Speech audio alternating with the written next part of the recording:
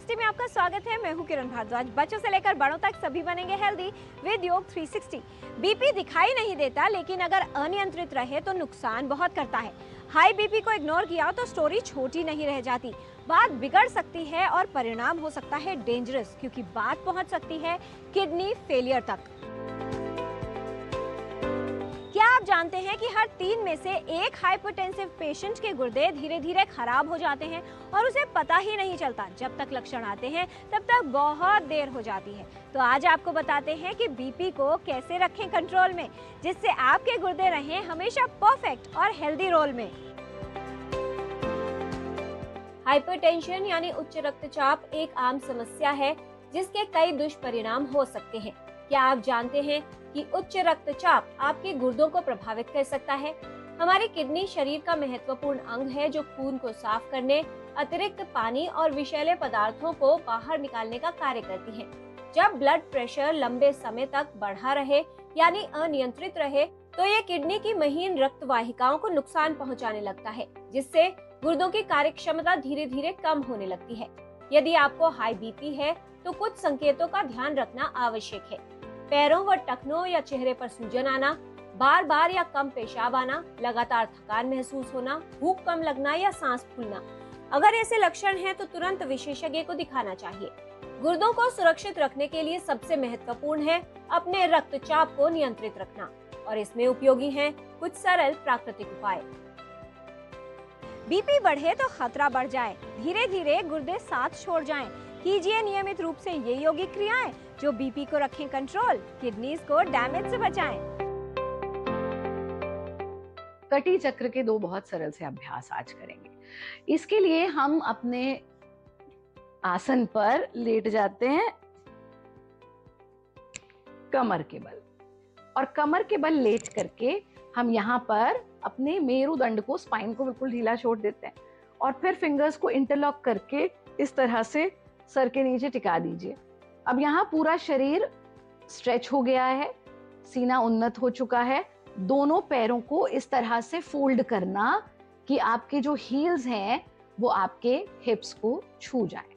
अब दोनों पंजे थ्रू आउट प्रैक्टिस मिले रहेंगे, दोनों नीज, आपके घुटने भी थ्रू आउट प्रैक्टिस मिले रहेंगे। अब हमें क्या करना है, अपने घुटनों को बाईं तरफ ले जाएंगे तो गर्दन को दाईं तरफ। इस पूरी प्रैक्टिस में मेक श्योर कि आपके एल्बोज ना उठें। अब फाइनल पोजीशन में आपको 4 से 5 बार ब्रीथ करना है। ये आपकी किडनीज पर सीधा सीधा प्रभाव डालेगा, उन्हें स्वस्थ रखेगा। फिर सांस छोड़ते हुए वापस आ गए।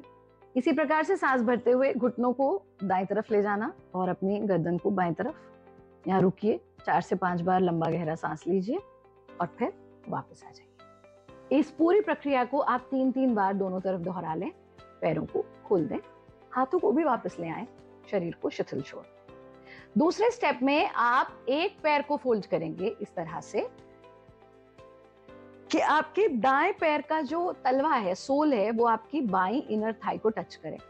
अब हमें फोल्ड हुए पैर को उठाकर दूसरी तरफ लाना है, जितना ला सकते हैं, लेकिन जमीन से छूने का प्रयास तो करेंगे घुटने को, पर कोहनी नहीं उठनी चाहिए।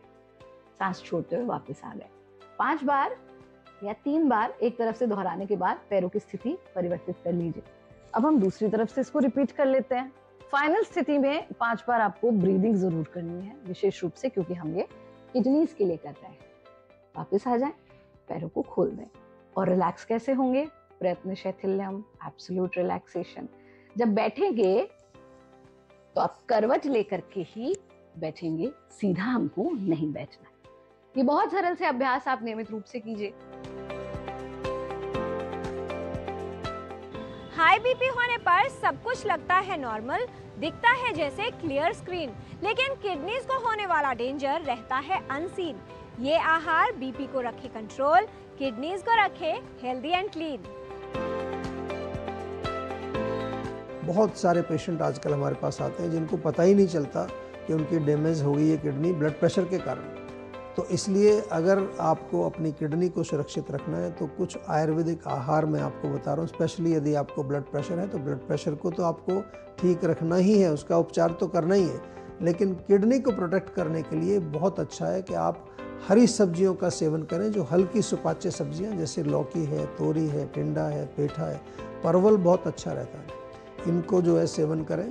प्रोटीन कम रखना है, स्पेशली नॉनवेज, अंडा वगैरह या जो मीट का जो सेवन आपको नहीं करना है, क्योंकि प्रोटीन किडनी के ऊपर लोड डालता है ज़्यादा। नारियल पानी पिएं, बहुत अच्छा है। खीरे का जूस बहुत अच्छा है।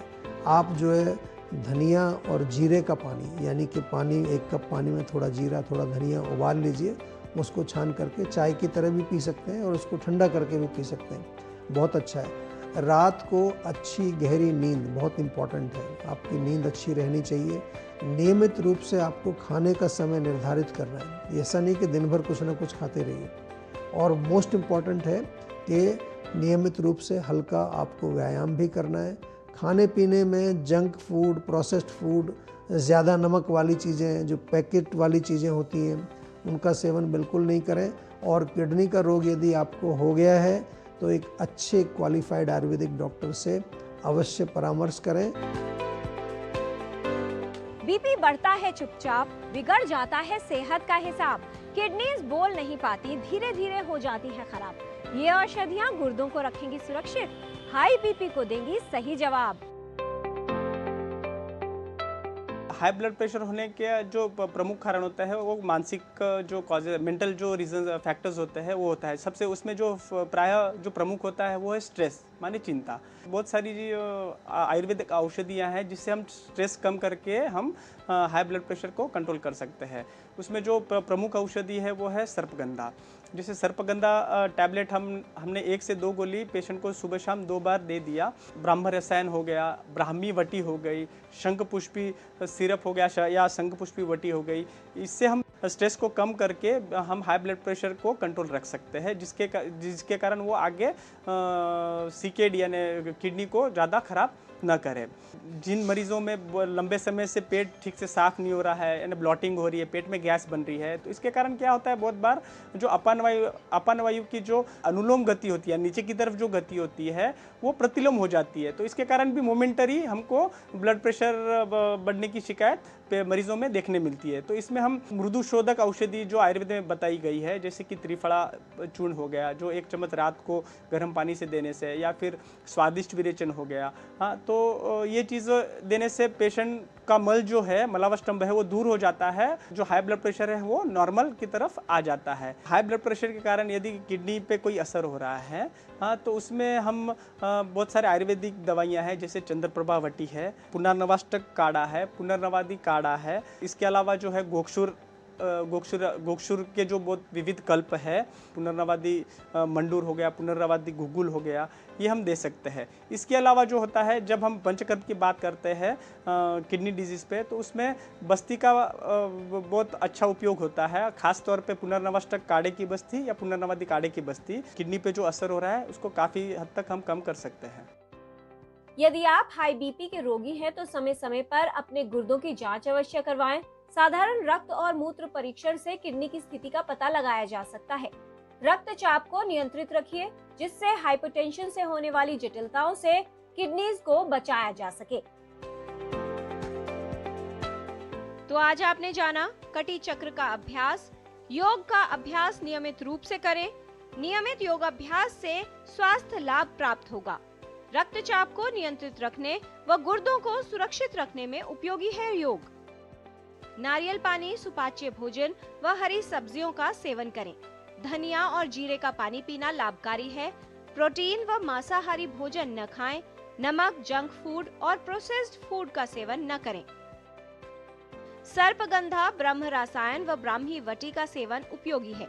शंख पुष्पी सिरप या शंख पुष्पी वटी का सेवन कर सकते हैं। स्वादिष्ट विरेचन, गोक्षूर के कल्प व चंद्रप्रभा वटी लेना लाभकारी है।